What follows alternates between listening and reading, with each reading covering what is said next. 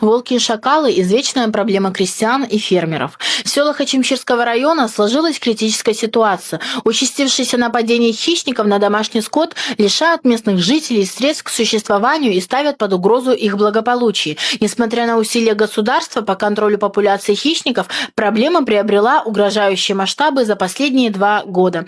По словам сельчан, хищники нападают на коров и других домашних животных практически средь бела дня. Мы сегодняшний день при первой встрече говорим, что молодежь не хотят в деревню. Села помирают. Почему помирают? Я расскажу только о себе. А если о себе я не расскажу, о остальных я не могу сказать.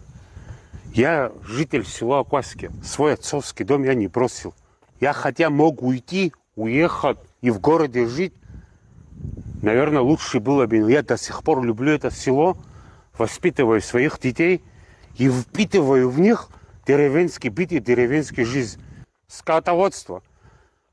Наши отцы питались этим, наши деды питались, мы питаемся, мы любим этот скот. Когда я говорю слово «люблю скот», это некоторым смешно. А мне это не смешно, мне это обидно. Очень сильно в душе болит. 3 года тому назад вложил все, что у меня было. Построил нормальное помещение. Купил, человек продавал дом, подходит, пастбище, уход, приход, все есть. За 2 года 23 головы волки сожрали. Это просто невозможно. Участившиеся случаи разорения хозяйств вызывают возмущение и отчаяние среди населения, для которого скот является основным источником дохода и пропитания. На самом деле проблема из года в год все больше и больше растет. К сожалению, очень мало внимания этому уделяется в деревне. Сельские жители, я сам с деревни, с Меркулы. Хочется воспитывать скот людям, чем-то заниматься, находясь в деревне, чтобы какой-то выхлоп был. В конце концов, есть помощь. Оказывалась помощь 2 года тому назад, 3 года тому назад.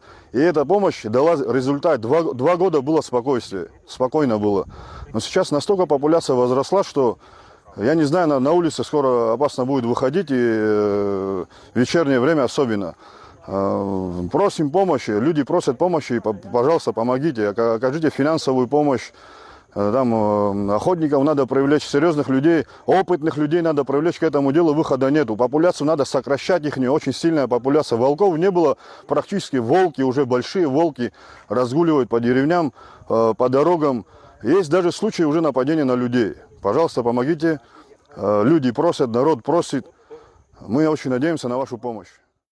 Местные жители призывают власти принять незамедлительные и более эффективные меры. Они предлагают усилить патрулирование территории, увеличить финансирование программ по контролю популяции хищников. Неспособность решить проблему в ближайшее время может привести к дальнейшему усугублению социальной напряженности в местности.